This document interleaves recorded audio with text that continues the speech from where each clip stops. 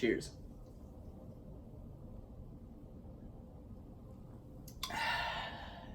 That's good. That's good. Hey, what's going on, everyone? Welcome to another video, guys. I have some fantastic news. We finally got gameplay for Spongebob SquarePants Battle for Bikini Bottom.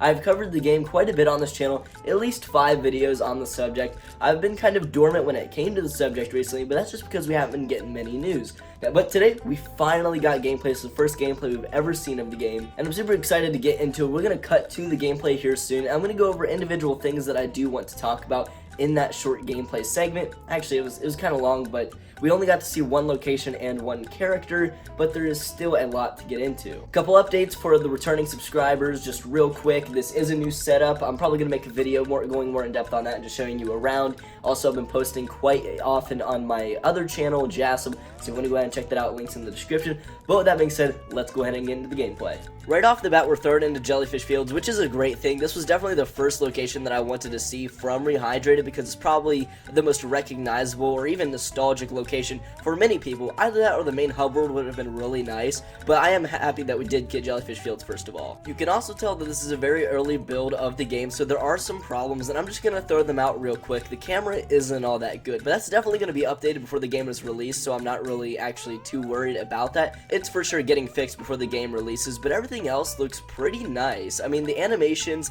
is the only thing I really have a problem with, and the camera. The character model's great, the locations look fantastic, very vibrant, very colorful. I love the goo. It seems to have a different art style compared to the rest of the game, where a lot of the game is like the CGI style that we've gotten used to over the years. It's definitely SpongeBob, but it seems to be sort of plain CGI. It looks nice, but the goo seems to be more inspired by 2D animation. It's a little hard to explain, but it definitely stands out from the rest of the level. I've noticed that Purple Lamp Studios have added a bubble around certain collectibles and items such as the underpants or the socks, which is really cool. It's a nice little touch that I actually didn't even notice at first, but once you see it, you know, it looks pretty nice. Speaking of bubbles, they are everywhere. They add a nice little touch to make it really remind you that you are underwater. Whenever SpongeBob moves, little bubbles fly around him. I think this did happen in the original game, but you can't really notice that as much because they can add much smaller details or more details in a game like this and this generation than it was back in like the PS2 days. And I mean, that's what they're going for, right? They're remaking this game to make it look nicer, to bring it to new audiences on much powerful hardware, or more powerful hardware, make it look much nicer. That's the point of it, and they're doing a really good job at that. I can tell a lot of animations are very stiff right now in SpongeBob. I feel like his running or slash walking looks really nice. That's fluid, but whenever he does like an action, when he's swinging his jellyfish net or anything else, it's very stiff. Like I mentioned earlier, they're going to fix that. This is an early build of the game, but of course it's something that you would want to put out there. They should never stop trying to improve those animations and core gameplay up until the game's release. I've mentioned it before and many other people have as well. The tikis did get an upgrade just aesthetically and they look fine. I feel like they blend in much nicer to this universe than they would have if they remained the regular brown. They seem to be more bright red slash orange. I'm just talking about the regular tikis.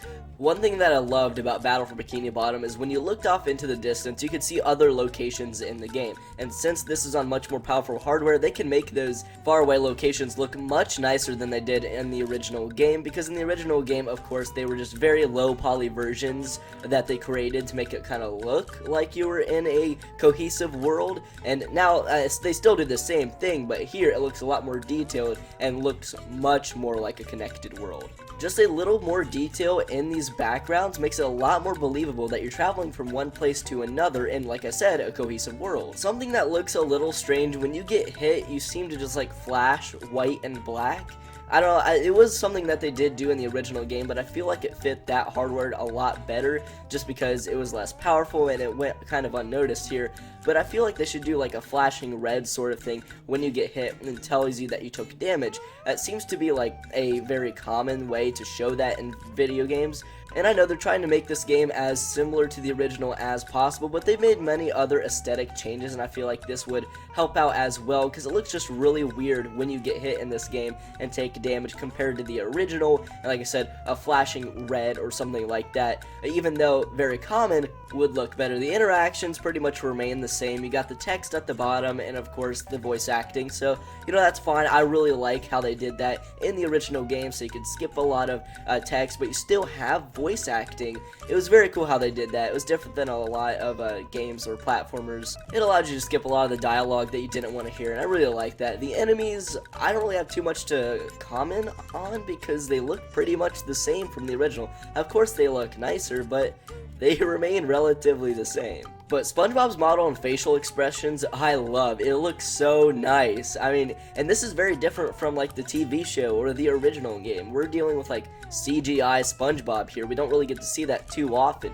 We're gonna see it in like the new movie that's coming out, but it hasn't come out yet. This is like his really big debut of like fully CGI SpongeBob, and it looks fantastic. They did a really good job animating the parts when he's in a cutscene and stuff like that. I cannot wait to see more. And it's not just an upgrade from the original, but like I said, it's something that we don't get to see too often, which is CGI SpongeBob, so I love it. I also noticed that a lot of the flowers that you bounce on have changed colors as well. They're more of a bluish purple now, and that's fine, I guess. I don't really see why the change was made, but it looks really cool. It looks a lot more vibrant, and it would blend in very well with the world if they kept it pink. However, I think this does look nicer. And the lighting is definitely changed here from the original. This seems to be more of a sunset sort of deal, but it looks nice. It looks much nicer than the original, of course. I don't really know why they made the change, but I guess I'm glad they did. We got a little tease of that when we saw the King Jellyfish promo image. However, I thought when you traveled from one area to another or a different location in Jellyfish Fields, then maybe it would change the time of day, but I was wrong. It's going to be like that throughout, and I don't really have any complaints at all. I do like that they're making changes from the original. Even though, you know, we want a faithful remake, the gameplay remains relatively the same. These are very different aesthetic changes, which I'm definitely fine with. I hope they do as many aesthetic changes as possible to still make this a new experience, but still keep the core gameplay. And I love the shiny objects in the build of this game right now. I have a very similar feeling with that and the goo, because they don't really look like they belong, and not in a bad way. They just seem to have a different art style than the rest of the world. So the shiny objects and the goo have that like different feel to them or different art style. At least I think so. I mean, definitely tell me in the comments below if you feel the same way. But I like that. I really like it. It makes them stand out. And maybe that's the point. You want to know if you're going to be in danger, if you're going to jump into some goo, something like that. So that's probably why they made those changes, to make it very identifiable if you're going to be jumping in the goo, or if there are any shiny objects that you have to collect. That's probably why they made this change, and I like it. We didn't get to see any golden spatulas. I have a feeling they would do a very similar thing with that as well. And I know I kind of mentioned it briefly earlier, but looking in the background, if you see Goo Lagoon and the giant sand castle, it looks very nice. I mean, this is going to get you hyped for the levels to come.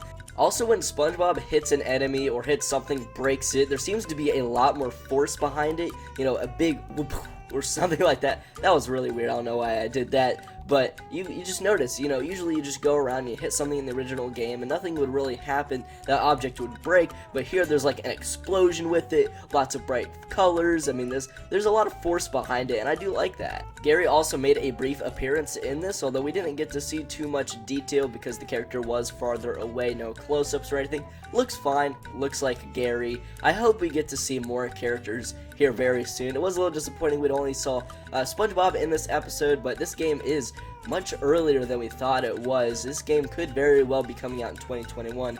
You never know. I still think 2020 is a safe bet.